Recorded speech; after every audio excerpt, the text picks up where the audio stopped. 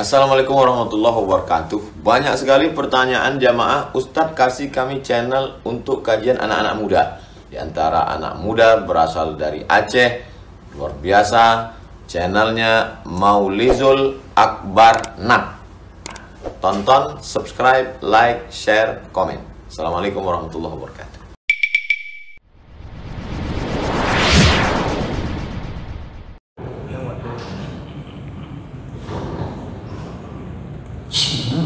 Assalamualaikum warahmatullahi wabarakatuh.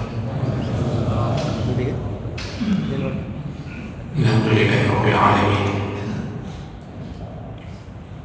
Hamdan katsiran thayyiban mubarakan fihi. Asyhadu an la ilaha illallah wahdahu la syarika lah. Wa asyhadu anna Muhammadan 'abduhu wa rasuluhul karim. Allahumma salli wa sallim ala nabiyyina wa sayyidina Mustafa Muhammadin wa ala alihi wa ashabihi ajma'in. Amma ba'd. Rabbi shrah li sadri wa yassir li amri wa hlul 'uqdatan min lisani yafqahu qawli. Segala puji bagi Allah, kemudian salawat dan salam pada Rasulullah, pada keluarga dan seluruh sahabat-sahabatnya yang kami muliakan dan insyaallah dimuliakan Allah. Bapak-bapak, ibu-ibu yang senantiasa istiqamah berhadir, dan semoga Allah mencatat, membalas dengan pahala dan surganya insyaallah.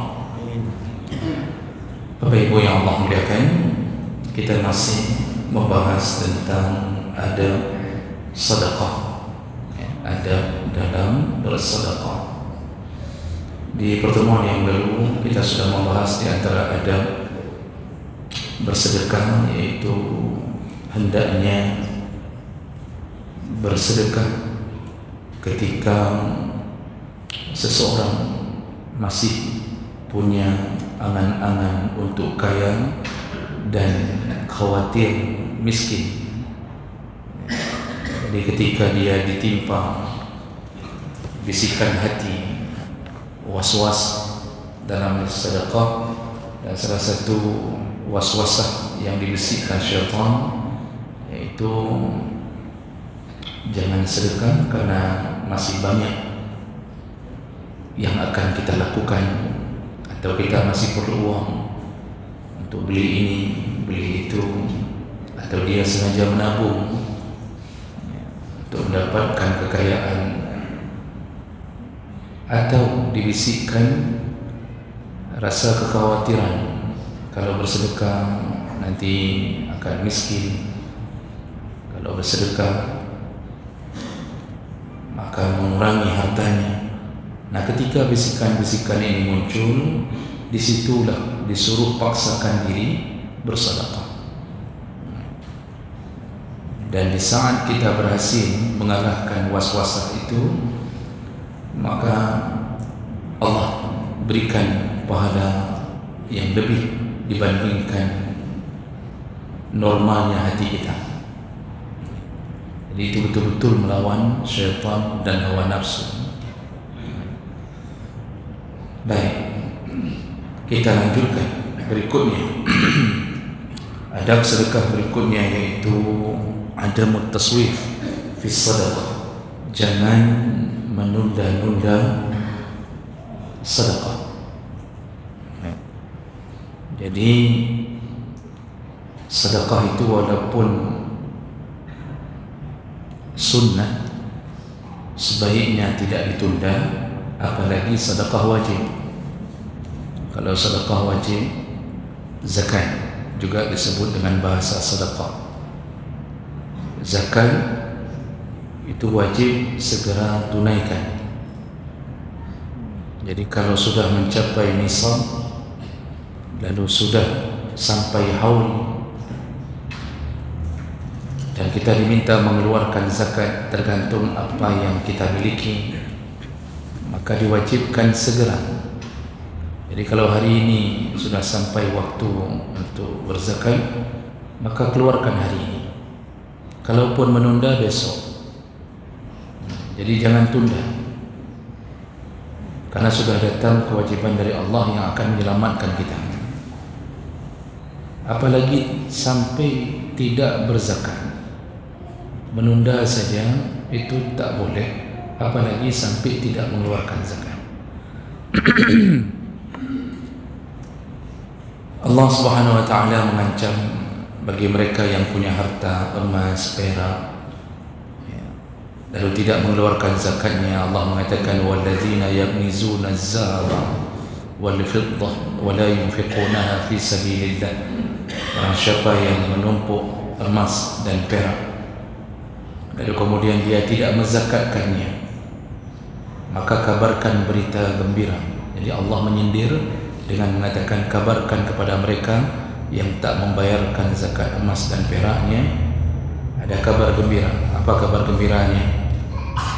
Dimasukkan ke neraka, lalu kemudian diberitahu oleh Allah cara Allah menyiksa orang yang tak bayar zakat, yaitu dengan cara disetrika, fatuqwa jibahuhum, disetrika dahi mereka, punggung mereka, perut mereka disetrika dari setrika dari api neraka. Kita jangankan setrika dari api neraka, setrika di dunia saja apa?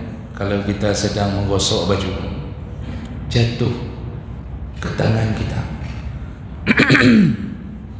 jatuh bukan disetrika, jatuh tak sengaja terkena tangan, itu setrika tak apa-apa. Itu setrika terbaru pun kita akan menghancurkannya, lalu kita akan mengidap luka itu sampai berbulan belum sembuh, belum lagi keluar dari luka tersebut cairan macam-macam. Itu setrika dunia. Bagaimana dengan orang-orang yang tidak membayar sedekah wajibnya? Disetrika di akhirat. Lalu ditambah lagi, sebelum itu nanti ditambah lagi siksa yang dikabarkan oleh Nabi. Apa dia? Yaitu munculnya ular. Dan ular itu melingkar bukan di pagar Pak Umar, tapi di leher orang yang tak bayar zakat tadi. Karena orang kalau dengar ular melingkar, terbayang aja melingkar di pagar Pak Umar, kecuali Pak Umarnya tak bayar zakat. Dilingkar oleh ular, dan ular itu diberi nama Al-Aqra' As-Suja', As-Suja'ul Aqra'. Dia mengerikan, bertaring, dan Aqra' itu botak kepalanya. Orang berpikir kan semua ular pasti botak, tapi yang dimaksud dalam hadis itu kulit kepalanya botak, tidak ada kulit di kepala. Kenapa? Saking banyaknya bisa yang dia simpan, saking dahsyatnya bisa yang dia simpan. Lalu dia melilit orang yang tak membayar sedekah wajib tadi, lalu dia berkata, ana kanzuka, akulah dulu hartamu yang engkau tak bayarkan zakatnya. Begitu kata ular itu. Nah, kemudian ular itu pula yang membacakan ayat alladzina yabkhalun wa ya'muruna an-nasa bil bukhli wa yaktumuna ma ataahum Allah min fadlih wa khairan lahum bal huwa syarrun lahum sayutawwaquna ma bakhilu bihi yaumal qiyamah. Nah, kata ular, ingat dulu Allah telah menurunkan ayat, yaitu orang-orang yang bakhil, pelit, kikir, dan menyuruh mengajak orang lain pun untuk melakukan hal yang sama. Lalu mereka menyimpan harta yang Allah berikan kepada mereka. Sayutawwaqun, kata ular tadi. Itu ayat itu dulu berbicara dilingkarkan harta itu di lehermu di hari kiamat. Jadi kita pikir yang dilingkarkan emas dan peraknya. Rupanya maksud Nabi, emas perak itu berubah menjadi ular. Bapak Ibu ingat kita waktu kecil nih Pak, ini kita yang lahir tahun 80-an nih, 70 bukan lahir ya, hidup kita di antara tahun 80-an. Masih ingat buku komik Neraka? Mandu misalnya. Ini saya lihat ini pembaca komik semua tu dulu nih. Nah, itu umur kita tahun 80-an. Komik yang paling terkenal itu komik Neraka ya. Dan gambar di dalamnya yang paling banyak adalah ular. Dan ternyata begitu disebutkan dalam hadis. Nah, oleh karena itu, kalau sedekah wajib tak boleh tunda. Hari ini kena sudah sampai haulnya, segera bayar. Ya. Sedekah sunnah dianjurkan untuk tidak ditunda. Kalau sedekah wajib haram ditunda. Tak boleh. Tak boleh sampai tak bayar, tunda sampai tak bayar. Tak boleh. Ya, apalagi sudah 5 tahun tak bayar. Itu begitu dia taubat, wajib mengqadha semua zakat yang dia harus hitung kembali di dalam 5 tahun yang dia tak bayar. Jadi wajib rapih. Nah, kalau sedekah sunnah itu juga ayat-ayat menyebutkan tentang jangan ditunda. Kenapa? Kalau sedekah wajib dosa, sedekah sunnah rugi. Kalau sedekah wajib bisa menimbulkan dosa, sedekah sunnah bagi yang menunda, lalu keduluan dijemput malaikat maut, tidak ada lain yang terjadi padanya kecuali dia termasuk golongan khasirin, orang-orang yang merugi. Kenapa bisa merugi? Dia tak bisa kembali untuk mengulang sedekahnya, padahal sedekahlah salah satu pembela paling hebat di hari kiamat. Makanya Allah Subhanahu wa taala menyebutkan dalam surah Al-Fajr, yauma yatazakkaru al-insan wa anna lahu az-zikra yaqulu ya laitani qaddamtu li hayati. Apa kata orang bagi yang merugi ini? Yatazakkaru al-insan, hari itu semua orang, nanti ketika kita sudah dibangkitkan kembali atau ketika kita sudah mati, lalu kemudian yang paling kita ingat adalah anna lahu zikra. Kita mengingat kembali tentang kenangan-kenangan di dunia. Apa yang kita ingat? Pakanu rojihana kumatrika. Kenapa dulu saya tak wakaf? Kenapa saya tak ambil bagian ketika pembangunan masjid? Kenapa saya tak memberikan satu sak semen pun untuk membuat kamar mandi di samping masjid? Tak ada. Dia tidak ikut andil apapun. Jadi pikirannya hanya untuk kehidupan pribadinya, menyenangkan nafsunya. Disitulah dia mengingat memori-memori itu. Anna lahu zikra. Lalu dia berkata kepada malaikat, ya tentu maksudnya kepada Allah, yaqulu ya laitani qaddamtu li hayati. Ya Allah, seandainya engkau kembalikan aku ke dunia, maka aku akan mengulang kembali semua perintahmu. Begitu perkataan orang yang merugi, tak pernah sedekah. Ini penyesalan yang tak pernah bisa diulang. Kita kalau penyesalan di dunia apa? Bisa kita perbaiki. Kita salah makan di hari Senin, kita perbaiki di hari Selasa. Kita keracunan makanan minggu ini, setelah sembuh pulang rumah sakit kita perbaiki, kita nak makan lagi yang kira-kira menyebabkan keracunan. Kita sakit hari ini, kita bisa perbaiki, setelah sembuh kita akan mengatakan lumhan bajuhli bordin, saya nak makan lagi durian, ya, itu dah cukup. Kita perbaiki hidup kita. Bisa.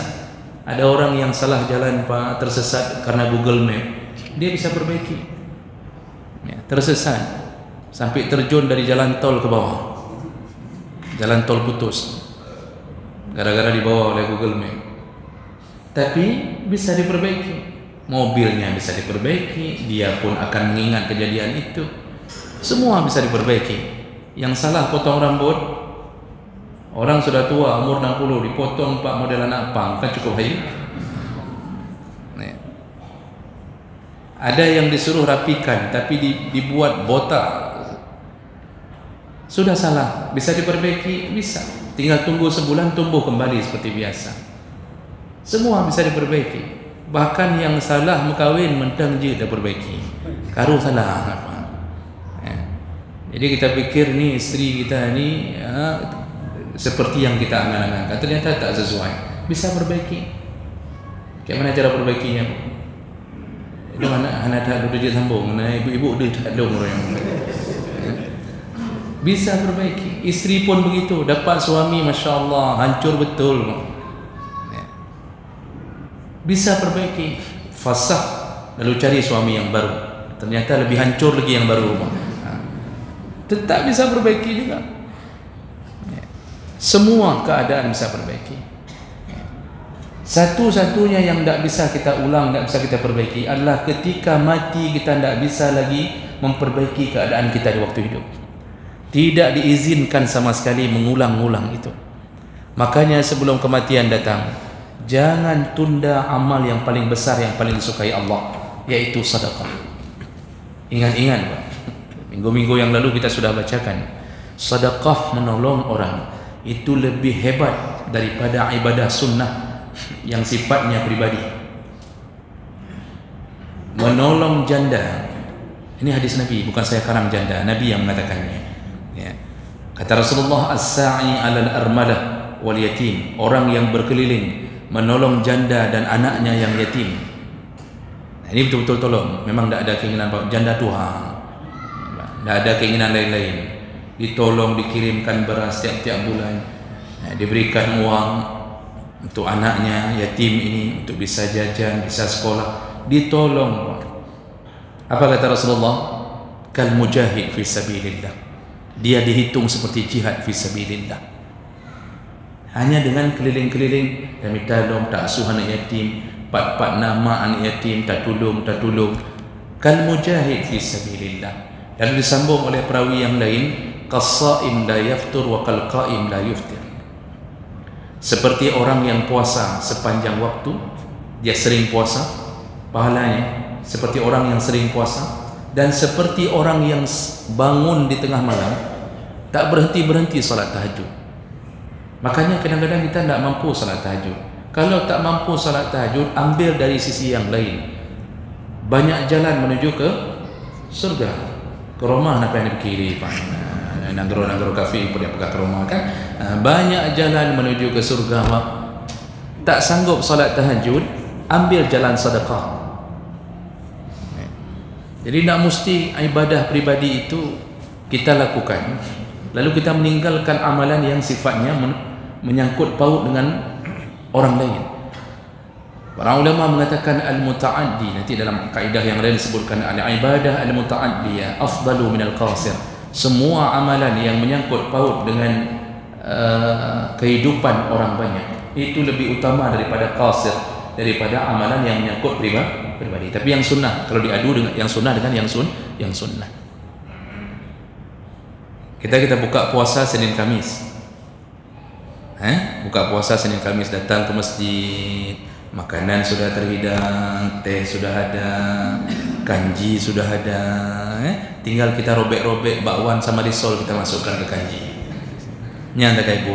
Pernahkah kita berfikir, pernahkah kita bertanya, sojo kanjinya? Sojo, siapa kasih bakwan ni? Siapa yang buatkan teh untuk kita buka puasa? Itu orang itu yang memberi sedekah berbuka puasa. Di dalam urusan agama, dia lebih hebat daripada yang berpuasa. Karena dia telah membebaskan kesulitan hidup orang. Artinya dia mulai menolong orang, kasih makan orang. Apalagi kalau dia puasa. Tapi jangan pula menolong-nolong saja kasih buka puasa tapi tak pernah puasa, itu nanti masalah lain lah. Usahakan puasa tapi dia dapat pahala berkali lipat dari setiap suapan dari orang yang memakan hartanya. Raya pahala untuk bersedekah. Makanya para ulama mengatakan dengan berdasarkan ayat dan hadis-hadis, jangan tunda. Yang wajib segera, yang sunnah jangan ditunda. Begitu ada keinginan dan punya rezeki, maka segera. Allah Subhanahu wa taala itu ketika menyebutkan perkara seperti ini, Allah dalam ayat-ayat Al-Quran juga mengatakan perkara yang sama untuk menasihati hambanya agar tidak menunda sedekah. Antaranya kan surat Al-Munafiqun ayat 10 Allah mengatakan wa anfiqu mimma razaqnakum min qabli an ya'tiya ahadakumul maut.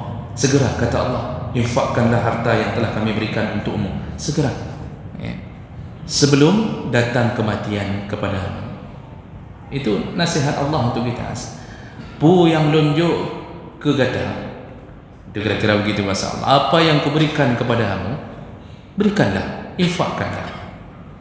Jadi di situ Allah suruh fikir, itu yang kuberikan kepadamu itu hartaku, kata Allah. Kan pengkah, penglong. Nah, menan kira-kira. Man Allah kan tidak bicara kakek kan? Kecuali kepada orang kafir nanti di akhirat baru. Kira-kira begitu.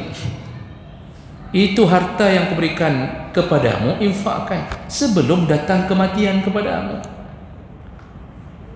Jangan sampai terjadi. Makanya Allah suruh sambung ayatnya. Orang-orang yang tak pernah sedekah, pelit, kikir yang luar biasa, ketika datang kematian, yaqul, dia berkata, apa katanya? Ya Allah, tundalah sebentar sakaratul maut ini, maksudnya tunda sebentar. Dia mohon kepada malaikat maut, baik cabut ile, tudung sian baik cabut ile 5 menit, mentang 5 menit saja, tolonglah tunggu sebentar. Apa yang dia inginkan? La asaddaqanna, biarkan aku bersedekah. Permintaan orang mau mati ternyata sedekah. Itu permintaan. Di situ Allah ingin kasih tahu apa? Semua yang mati jarang sedekah, maka dia mengatakan perkara itu. Dan sekaligus Allah ingin beritahu itulah amalan yang diharap oleh orang mati.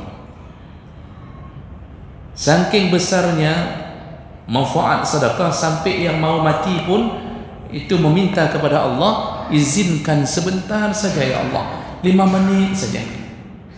Tapi tak mungkin Allah izinkan. Iza jaa ajaluhum la yastaghfiruna as-sa'ata wa la yastaqdimun. Allah tidak izinkan lagi. Mana ada izin-izin walaupun 5 menit tetap dicabut. Yang disuruh berjuang ketika hidup. Sakarat adalah perjuangan akhir kita. Maka waktu hidup banyak-banyak sedekah. Nanti di dalam surah Al-Baqarah Allah mengatakan apa? Wa anfiqu mimma razaqnakum min qabli an ya'tiya yawmun la bay'un fihi wala khullatu wala syafa'ah. Segera sedekah, kata Allah, sebelum datang hari yang engkau tidak diizinkan lagi tawar menawar, tidak ada lagi jual beli, wala khullah, tidak ada lagi saudara. Di hari kiamat tidak ada lagi kita minta tolong saudara, tolong, tidak ada lagi. Wala syafa'ah, dan tidak ada syafaat kecuali syafaat yang diizinkan Allah. Ini menunjukkan semuanya permintaan Allah semua tentang sedekah, segera kata Allah. Dan sekaligus memberitahu kita, bagi mereka yang tahu hal ini, maka selamatlah mereka di akhirat. Karena salah satu pelindung kita di akhirat apa Pak? Sedekah. Kan ada 7 orang kata Nabi itu yang dilindungi, yauma la dhilla illa dhilluh. Ada 7 orang yang dilindungi di hari kiamat, di saat tidak ada pelindungan, tidak ada payung kecuali payung Allah. Siapa salah satunya? Yang bersedekah dengan tangan kirinya, tangan kanannya, dan tangan kirinya tak tahu apa yang disedekahkan. Jadi jemaah melakukan Allah SWT, nyobut menunda-nunda sedekah itu harus dilawan. Ini kalau di dalam bahasa agama disebut at-taswif. Taswif itu orang Arab sering mengucapkan saufa. Jadi kalau ditanya sudah sedekah, dia akan mengatakan saufa atasaddaq, ya nanti pasti saya sedekah. Terus kalimatnya mengulang-ulang, ya nanti pasti saya sedekah. Terus begitu sampai tertunda-tunda sedekahnya. Jadi tergantung nih Pak caranya. Kalau kita model gaji bulanan, maka waktu ITB gaji, waktu keluar gaji itu budgetkan terus untuk sedekah. Untuk orang tua berapa, untuk mertua berapa. Itu mertua juga harus dikasih, jangan kasih untuk orang tua sendiri itu terusan. Nanti mertua mencabut kembali anaknya dari kita. Jadi mertua pikirkan juga, apalagi kalau mertuanya membutuhkan. Oh, tidak mau bantu mertua yang miskin, maka kembalikan anaknya ke mertua. Jangan culik anaknya, biar anaknya bisa berbakti ke orang tuanya. Ini sudah anaknya diculik, mamanya telantarkan, kok berat. Jadi awal bulan sedekah, bagi kita yang punya gaji harian, ya, gaji harian, kalau memang lebih daripada kebutuhan, sedekahkan. Ya. Dan sebagai penutup, ini kalau bukan penutup, karena kegemat mik dan kuimum sih. Jadi sebagai penutup, sedekah hanya boleh ditunda pada dua perkara. Yang pertama, ketika kita tertimpa kefakiran yang luar biasa, kita sendiri tidak ada harta untuk sedekah. Tunda sedekah sampai kita punya harta. Yang kedua, ketika kita masih punya hutang terhadap orang lain, itu baru boleh tunda sedekah. Tapi tunda sedekah bayar hutang, ini sedekah tunda, hutang nak bayar sih. Jadi kalau bertemu antara hutang dengan sedekah, tak boleh sedekah, harus segera bayar hutang. Ini orang kadang-kadang Pak aneh-aneh Pak, sedekah tiap hari, hutang nak bayar. Dilihat sama korban yang dia utangi Pak. Dia lihat waktu kita masukkan ke celeng 20.000, kata orang yang jadi korban kita, pengke hendak bayar, peng celeng ke pasal tapi nyana peng tapi ke sedekah. Itu sedekah itu jadi laknat orang. Jadi yang berutang selesaikan segera utangnya, baru setelah itu bersedekah. Karena utang menyangkut paut urusan dunia akhirat, tidak lepas di akhirat. Jadi jangan kira sedekah bisa menutup sakit hati orang, tidak. Jangan kira sedekah bisa membuat Allah menurunkan kemarahannya di pengadilan Allah nanti gara-gara kita menzalimi orang dengan cara berutang. Jadi kesimpulan kita adalah jangan tunda sedekah, segera, karena kita tak tahu siapa di antara kita yang besok dijemput Allah Subhanahu wa taala.